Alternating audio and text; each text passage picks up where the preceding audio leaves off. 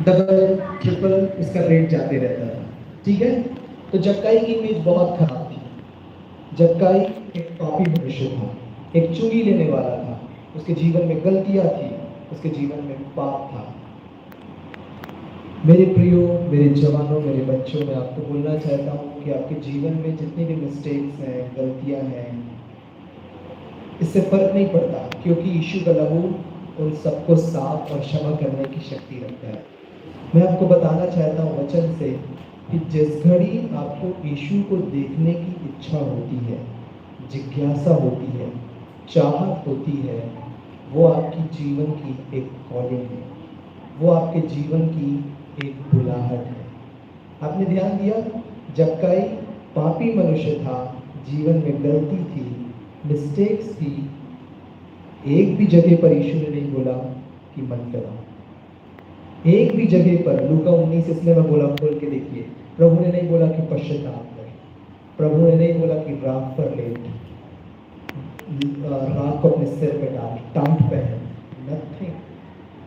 सिर्फ उसके अंदर चाहत थी, यीशु मैं तुझे देखना चाहता हूँ।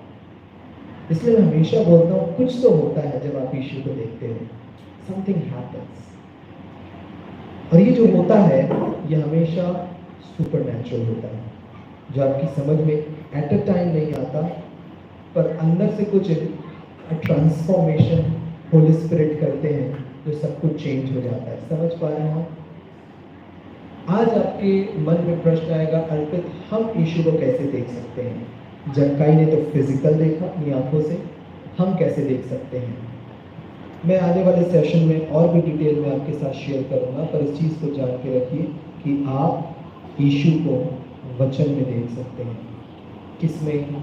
वचन में। ये हमको मिलता है जब यीशु मसीह मरे हुए में से जी उठे, इम्माउस के मार्ग पर चल रहे थे।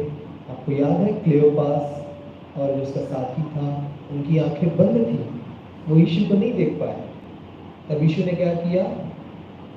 लूका 24 के 27 से बाइबल बोलती है, वह सारे भविष्यवक्ताओं से, मूसा और सारे भविष्यवक्ताओं से आरंभ करके सारे पवित्र शास्त्र में अपने विषय लिखी बातों का अर्थ यीशु ने उनको समझा दिया। उनकी आंखें बंद थी, वो यीशु को नहीं देख सक रहे थे। यीशु ने बाइबल खोला, मूसा की पुस्तक, भविष्यवक्ताओं की पुस्तक। मूसा ने कितनी पुस्तक लिखी है? 5, जिसको इब्रानी में हम बोलते हैं तोरा, उत्पत्ति से लेकर के व्यवस्था तक। फिर भविष्यवक्ताओं की पुस्तक आ जाती है। तो सारी पुस्तक में यीशु ने उन चेलों को दिखाया कि ये वचन मेरे बारे में है, ये घटना मेरे बारे में है। समझ पा रहे हो? और ये कब की? यीशु मसीह मरे हुए में से जी उठने के बाद। आप सोचो, यदि आप कोई बड़ा काम करके आ रहे हो जो दुनिया में कोई ना कभी कर सकता था, ना कर सकता है, ना कर सकेगा, आपको तो पब्लिक प्लेस में जाना चाहिए। आप कहाँ इम्माउस के मार्ग में चलोगे? समझ रहे हो आप? यदि आप ओलंपिक में गोल्ड मेडल जीत के आ रहे हो, तो आप किसी जंगल में पैदल चलोगे? नहीं, आप पब्लिक प्लेस में जाओगे, मीडिया के सामने जाओगे। यीशु मरे हुए से जी उठे हैं, उनको तो यरूशलेम में होना चाहिए, जहाँ पे सारे सदूकी फरीसी थे। बोलना चाहिए, देखो तुमने मुझे क्रूस पे चढ़ाया था, ये मेरे छिले हुए हाथ, मेरी पसली, मेरे पाँव, मैं जी उठा। और यीशु क्या कर रहे हैं? इम्माउस के मार्ग में 2 लोग अकेले चल रहे हैं, उनके साथ थे। क्यों थे?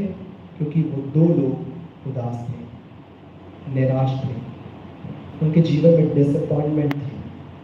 क्यों? क्योंकि वो यीशु को एक माध्यम के रूप में देख रहे थे।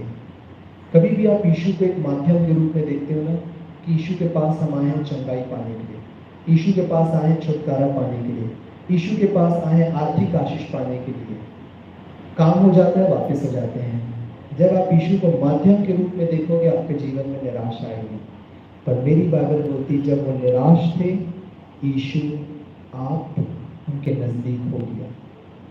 जब आप अपने जीवन के किसी मोमेंट पे, किसी समय में, मैं जान रहा हूँ, मैंने अपनी मिनिस्ट्री में बहुत बार ऐसा देखा है, ऊपर से सब बहुत अच्छे दिखते हैं, पर जब आप अकेले रहते हो अपने घर में, अपने कमरे में, और जो अकेलेपन में जो अटैक्स होते हैं, अटैक्स और जो डिसअपॉइंटमेंट आती है लाइफ में कुछ ना करने का, लाइफ में किसी का